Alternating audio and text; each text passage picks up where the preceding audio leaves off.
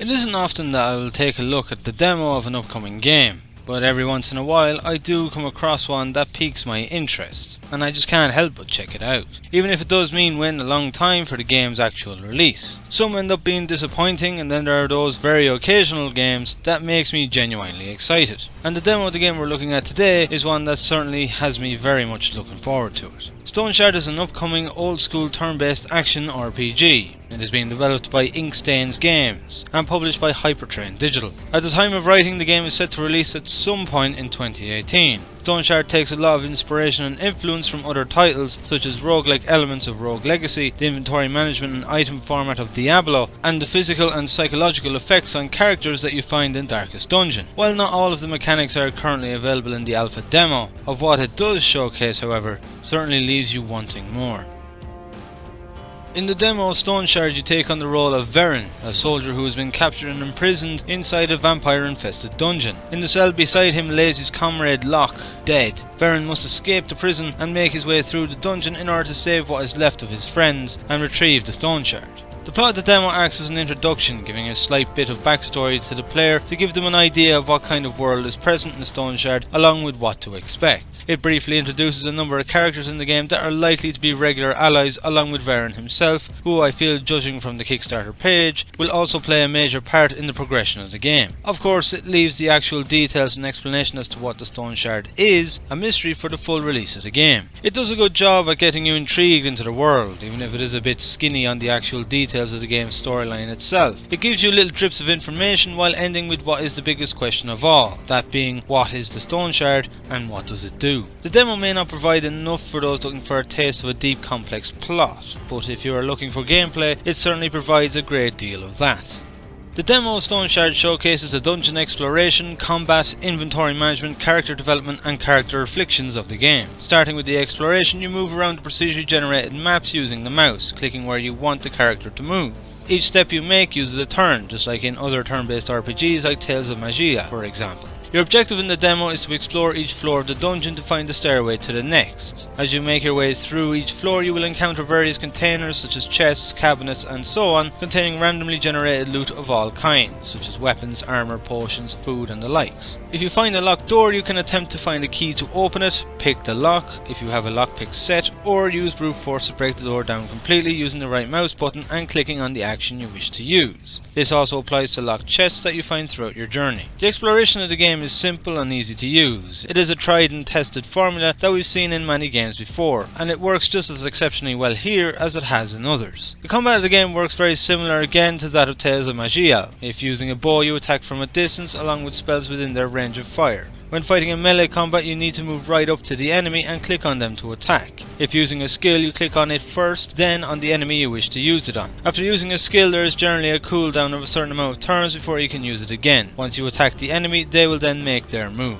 Each of the enemies that you encounter in the game have their own strengths, weaknesses and combat abilities. For example, some enemies specialise in halberds, meaning they can attack from 2 squares away unlike other melee enemies. Some can summon undead abominations, others can cast spells and so on. While the combat may sound very primitive and basic when spoken about, actually putting that into practice and staying alive to see the end is a whole different story. Each enemy must be dealt with using various tactics, along with changing your strategy in accordance with what weapons and skills you use and are specialised in. It is surprisingly in-depth and complex compared to its simple first appearances. If this is the kind of combat the demo is presenting, I'm very much looking forward to what the full release has in store. Naturally, there are some balancing issues with the combat, but with the demo only being an alpha version of the game, it is to be expected. Examples of this are the two-handed weapons that are a bit overpowering. The stealth mechanic isn't fully implemented, resulting in, even if you are wearing heavy armour, the likeliness of you successfully sneaking up on enemies is the same as wearing light armour or no armour at all. Despite that being the case, it demonstrates the mechanic well. Along with the stealth mode, there is also the rest mode. This makes you entirely immobile but allows you to slowly restore your health and mana as the turns pass. It is an age-old video game mechanic for healing, but it works very well when you are battered and bruised after a tough battle, and allows you to save up your potions for when you really need them. Then there is the Diablo style inventory management and equipment. The inventory works pretty much exactly the same. The only difference is that you can carry a bit more than you could in the Diablo series. Essentially, for equipment you have a slot for each part of your body. There are slots for your weapon or weapons if you're dual wielding, shield, helmet, armour, boots, gloves, belt, along with 2 ring slots and 1 for a necklace. As per usual, if you're using a two-handed weapon, you cannot use a shield. Different types of equipment have varying default effects. For example, heavier armor will lower your stealth, spell power and evasion chances, while light armor won't affect them as drastically. Though these effects, like the stealth mode, don't appear to be fully implemented at this moment in time. Having the many default effects on the equipment mean you need to choose what type of character you're going to have and use the equipment that suits them. It adds a level of strategy to the game that furthers its complexity and depth. All items in the game are randomly generated and come in various rarities. The rarer the item, the more powerful it is and the more bonus attributes and abilities it has on it. Any item that has magical properties must first be identified using an identification scroll before it can be both used and find out what enchantments it has. This also applies to most potions, which can often have both negative and positive effects on the player. Having the items in inventory like this not only creates a sense of familiarity for a lot of players, but it also results in the game being constantly full of surprises. I played through the demo a number of times and each time the equipment I found was completely different from the last. This means that no matter how long you play it, there is always something new to find, along with having to change your tactics in accordance with the equipment you have available to you. It really brings the gameplay to the next level. Next is the character development of the game that works on a level up system. Each time you level up you gain 1 skill point and 2 stat points that you can place into stats and skills of your choosing. Each stat has its own effects on the character and depending on the class type, some are more important than others. For example, a rogue type character uses agility more than others, while a warrior would use more strength over the other stats. Like many of the mechanics of Stoneshard, the stats are a tried and successful formula. It doesn't try to do anything new, but it is done exceptionally well, and anyone familiar with how the leveling up of characters work in Diablo will feel right at home. Skills are separated into various categories and specializations. For example, each weapon type has its own skill set, along with there being other skills like medicine and spellcraft too. In the demo, only the first level of each category is available to unlock, but each has its own unique active skill that can be used and passive bonus to it. And with only 1 skill point being granted per level, you really need to decide what skills are useful to you and especially what weapons your character is going to specialize in, and it works very well. Finally are the character afflictions. Anyone who has played Darkest Dungeon will have a fairly good idea of what is in store for them. Throughout your journey you can receive various injuries such as bone breakage and bleeding. Depending on where the breakage is, it may only affect stats, but if it is either of your arms, you won't be able to use anything with that arm. So for example, if it is your shield arm, you can't use a shield. If it is your weapon arm, you will drop your weapon and need to pick it back up and place it into the other hand, assuming it isn't a two-handed weapon. These injuries can heal over time, but to speed up the process you will need to use a splint. Along with already causing a hindrance with the injury itself, your character will eventually begin to suffer from the pain of it, which lowers some stats even further. You can use medicine to temporarily reduce the pain felt, but doing so runs the risk of you suffering from toxicity. If your toxicity level becomes too high, you can begin to have side effects such as nausea, causing you to vomit or get the shakes among many other conditions. If bad enough, your character will begin tripping, resulting in fighting enemies being very difficult due to all sorts of mental and physical side effects. It is quite complex and clever design with how the afflictions work, as you can go from being a perfectly healthy and courageous hero to a one-armed warrior in agony to tripping balls becoming a mess mentally over the course of a couple of turns if reckless. It is all about making decisions about how to deal with your lesser conditions.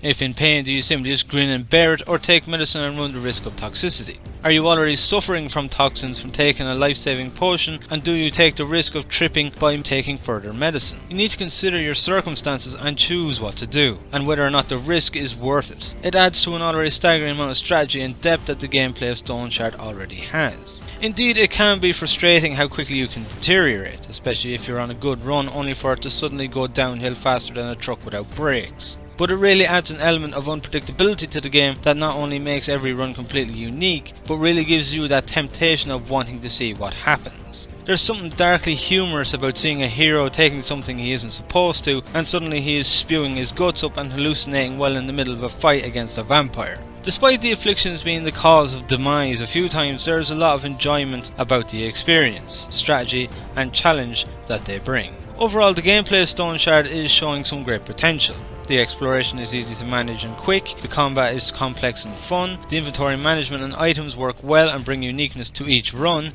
and the afflictions add in a new level of challenge and at times dark humour to the game. Even after playing the demo several times, never was I tired of it. Each playthrough played and felt very different thanks to the generation of the items, maps and the many afflictions you can have. And if this is what the demo presents, I honestly can't wait to see what else the gameplay has to offer at release. Throughout the whole demo, the atmosphere of Stoneshard is simply fantastic. The somewhat quiet yet eerie ambience that is heard fits in really well with the dark and dank undead prison that you find yourself in. It helps to create a slight sense of discomfort that really absorbs you into the situation at hand. That being a prisoner attempting to escape a vampire prison. And when the time comes to confront the boss of the demo, it really feels like one. Not only does the music that plays fit the location, but also the urgency and the cost of needing to defeat the boss. It feels exactly as it is. You are in a church and there are lives at stake that rely on you being victorious. The composer for the game has truly nailed the soundtrack for the demo, both in mood, circumstance and theme. And if this is the quality that they are providing for the demo, it is looking like the full release is going to be an atmospheric joy.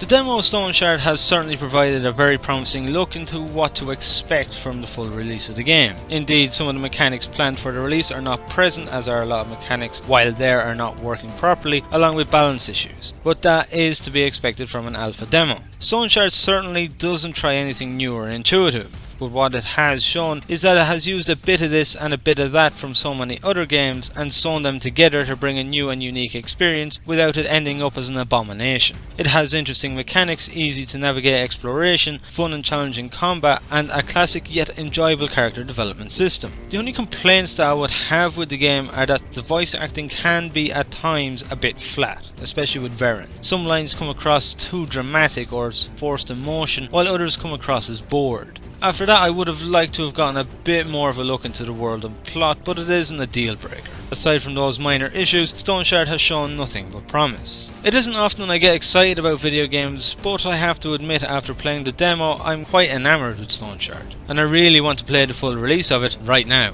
It is a demo that has done the job it is designed to do, and that is to give a taste of the experience and leave you wanting more. If you are a fan of old school RPGs and roguelikes, then Stoneshard is definitely a game you need to add to your wishlist.